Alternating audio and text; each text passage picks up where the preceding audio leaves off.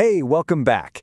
Today, we're going to dive headfirst into a system that is, no joke, the backbone of global commerce, SAP Material Management, or, as everyone calls it, SAP MM. We're going to totally demystify it and lay out a simple, clear blueprint for how it all works. All right, let's get into it. So let's just start with a huge question. How in the world does a massive global company keep track of literally millions of parts? I mean, everything from a tiny screw all the way up to a jet engine, across dozens of factories and warehouses, all at the same time. When you really stop and think about it, the scale is just staggering. Well, for so many of the world's biggest companies, the answer is SAP MM. The best way to think about it is like the central nervous system for their entire supply chain. It's the digital brain that coordinates every single thing, from buying the raw materials to managing what's in the warehouse.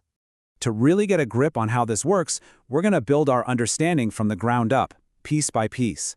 First, we'll look at how a company creates a digital blueprint of itself. Then, we'll see how they fill that blueprint with essential data. After that, we'll watch the actual buying process in action. And finally, we'll tie it all together and see why this incredible structure is so important. Okay, first up, the organizational blueprint. You know, before you can even think about tracking a single item, you have to build a digital map of your entire company right inside the SAP system. This is the absolute foundation, step one. And this digital map is built using a few key building blocks. You've got the company code, that's the official legal financial entity. Then you have the plant, which is a real physical place like a factory or a warehouse. The purchasing organization is the department that handles negotiating prices with suppliers. And finally, the purchasing group. These are the actual people, the team on the ground who are executing the buys. Right, but these pieces don't just exist in a vacuum. They have to be logically connected, and this is where you really see the structured genius of SAP. Using these specific transaction codes, or T codes, you literally tell the system, hey, this factory belongs to this legal company, or this purchasing team is responsible for buying for this specific factory. It's all about creating a crystal clear chain of command. So we've built the empty shelves of our company's structure. Now it's time to actually fill those shelves with all the information that makes the business tick. Think of it as populating our new digital library. And that information is called master data. Now, this is a super important concept. Master data is the single source of truth for the entire company. It's created one time in one central place, and then everyone uses it. This makes sure that the part number for a specific bolt, the address for a key supplier, or the contract price for a material is exactly the same no matter who in the organization is looking at it. And in the world of SAP MM, these are the real stars of the show. You've got the Material Master, a unique record for every single item you could ever buy or sell. The Vendor Master, a record for every supplier you work with. The Purchasing Info Record, which brilliantly links the specific material to a specific vendor, often with pricing details. And then there are others, like the source list, that help automate the whole process. Now check this out. This is so clever.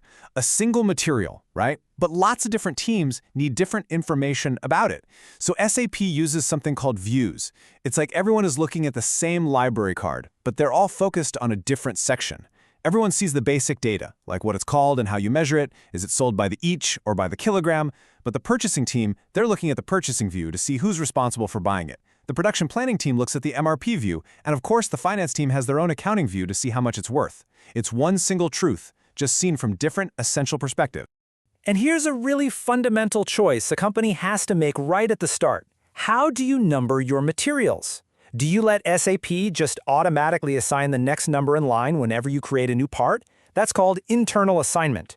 Or maybe you already have your own smart numbering system that you want to keep using. In that case, you'll manually enter your own number. That's external. It sounds simple, but it's a huge decision that defines how your entire catalog is organized. Okay, let's get to the fun part. Section 3. We've got the company structure built, and we've filled it with all our data. So now, let's see what happens when an actual employee needs to buy something. This is where that blueprint truly comes to life. Everything, and I mean everything, starts with a purchase requisition, or a PR. Now, let's be super clear. This is not an order that goes to a supplier. It's purely an internal document. It's just someone inside the company raising their hand and saying, hey, purchasing department, we're running low on this thing. We need you to go buy some more. And of course, the system keeps perfect track of these requests. If you see a status indicator of N, that means the request is still open. It hasn't been dealt with yet. But once it's been converted into a formal order, that status flips to B, which basically means it's been handled, it's closed. It's a really simple flag, but it's absolutely crucial for keeping track of everything. So once that internal request, the PR, is approved, it gets converted into a purchase order, or a PO. And this is the big step. The PO is the official external document that you actually send to your vendor. It's a legally binding contract that says, please send us these items at this agreed-upon price by this specific date. This is where the money gets spent. So just to recap that basic flow, first, a need is identified, maybe stock is low. Second, an internal PR is created to make that need official. Third, that PR gets approved and converted. And fourth, a formal PO is sent out to the supplier. It's a structured process that makes sure every single purchase is intentional, approved, and totally traceable. All right, we've built the structure, we've added the data, we've run the process. So for our final section, let's talk about the big payoff. Why on earth do companies go through all this effort to set up such a detailed, rigid system? What's the point? Well, here's why it all matters. The blueprint gives you absolute clarity. There's never any confusion about which factory belongs to which legal entity. It gives you incredible control because you've defined exactly who is responsible for buying what. The master data drives massive efficiency because everyone is using the same correct information, which just kills errors. And finally, the whole thing provides total visibility, letting you track every dollar spent from that first internal whisper of a need to the final order placed with the vendor.